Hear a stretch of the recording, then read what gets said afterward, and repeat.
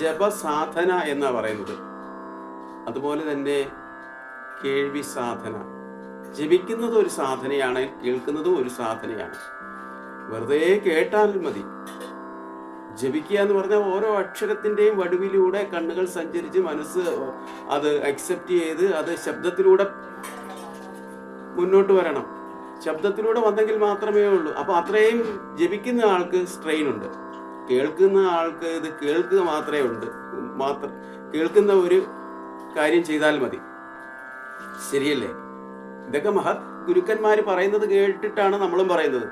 അപ്പോൾ കേൾവിജ്ഞാനത്തിൻ്റെ ഒരു ശക്തി എത്രത്തോളം ഉണ്ടെന്നുള്ള കാര്യം ഞാൻ വിശദീകരിക്കേണ്ട കാര്യമില്ലല്ലോ. അതുകൊണ്ടാണ് ഗുരുക്കന്മാർ പറയുന്നത് കേൾക്കൂ കേൾക്കൂ കേൾക്കൂ, ജപിക്കുന്നത് കേൾക്കൂ, സാധന ചെയ്യൂ സാധന ചെയ്യൂ എന്ന് പറയുന്നത്. മനസ്സിനെ ശുദ്ധമാക്കണമെങ്കിൽ കേൾക്കുകയും സാധന ചെയ്യുകയും മഹാഗുരുക്കന്മാരുടെ മുത്തുമണികൾ നമ്മൾക്ക് കേൾക്കണം. അല്ലാതെ പിന്നെ എങ്ങനെ നമുക്ക് മനസ്സിലാകുന്നത്? സത്യാനന്ദ സരസ്വതി, ഭൂമാനന്ദ തീർത്ഥ മഹാരാജ്, ഉദിത് ചൈതന്യജി, അങ്ങനെ എത്രയോ ഗുരുക്കന്മാർ നമ്മുടെ ഭാരതത്തിലുണ്ട്. അവരുടെ എല്ലാം പ്രഭാഷണങ്ങൾ കേൾക്കുകയാണെങ്കിൽ നമ്മൾക്ക് മനസ്സിലാകും നാം ജീവിക്കുന്നത് ശരിക്കും അന്ധതയിലാണ്. യഥാർത്ഥത്തിൽ നമ്മൾ മനസ്സിലാക്കേണ്ട കാര്യം മനസ്സിലാക്കിക്കൊണ്ടല്ല.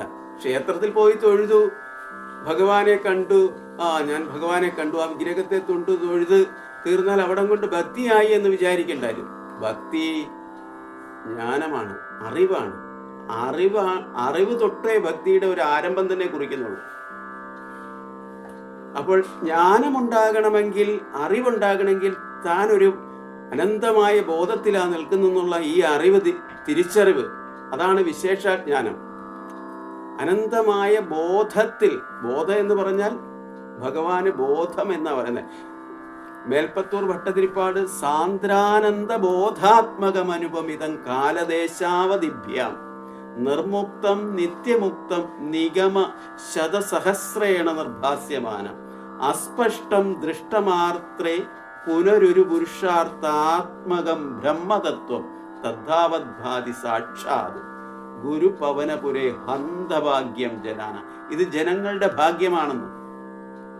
ആ ബോധത്തെ കയ്യിൽ വെള്ളയിൽ തന്നിട്ട് പോലും അത് പരിഗ്രഹിക്കാൻ സാധിച്ചില്ല. പക്ഷെ ഇവിടെ ഉണ്ട്. അതായത് വിഗ്രഹത്തിൽ നോക്കി പട്ടതിരിപ്പാട് പറയുമ്പോഴും അത് തന്നിൽ തന്നെയായിരിക്കുന്നുള്ള ഈ തിരിച്ചറിവാണ് നമ്മൾക്ക് പറഞ്ഞു തരുന്നത്. അത് നമ്മുടെ മേൽപ്പത്തൂർ ഭട്ടതിരിപ്പാടിൻ്റെ നാരായണിയെ എടുത്ത് നമ്മൾ ഓരോന്നും എടുത്ത് പഠിക്കുകയും അതിൻ്റെ വ്യാഖ്യാനങ്ങൾ മനസ്സിലാക്കുകയും ചെയ്യുമ്പോൾ നമുക്ക് മനസ്സിലാകും. ഇത് ഗ്രഹിക്കണമെങ്കിൽ മഹാജ്ഞാനികളായ ഗുരുക്കന്മാരിൽ നിന്ന് മാത്രമേ നമുക്ക് ഗ്രഹിക്കുകയുള്ളൂ. അവരത് പറഞ്ഞു തരണം. അല്ലാതെ എല്ലാ കാര്യങ്ങളും നമുക്ക് ഗ്രഹിക്കാൻ പറ്റില്ലല്ലോ. ഏത് കാര്യം ഗ്രഹിക്കണമെങ്കിലും ഗുരുക്കന്മാരത് പഠിച്ച് അവർ കഷ്ടപ്പെട്ട്, വെറുതെ ഒന്നും പഠിക്കാൻ പറ്റില്ല. വളരെ അതിനുവേണ്ടി മനസ്സർപ്പിച്ച് കഷ്ടപ്പെട്ട് പഠിച്ചതിന് ശേഷം അവർ ഈ ജീവിതത്തിൽ ജീവിക്കുമ്പോഴും, ഈ ഭൂമിയിൽ ജീവിക്കുമ്പോഴും, ഈ ജീവിത സാഗരത്തിൽ നീന്തുമ്പോഴും അവർ ഒരിക്കലും തളരുന്നില്ല.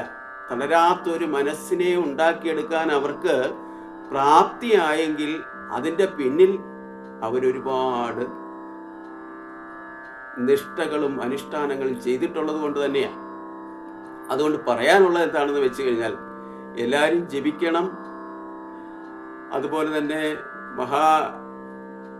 ഗുരുക്കന്മാരുടെ വാക്കുകൾ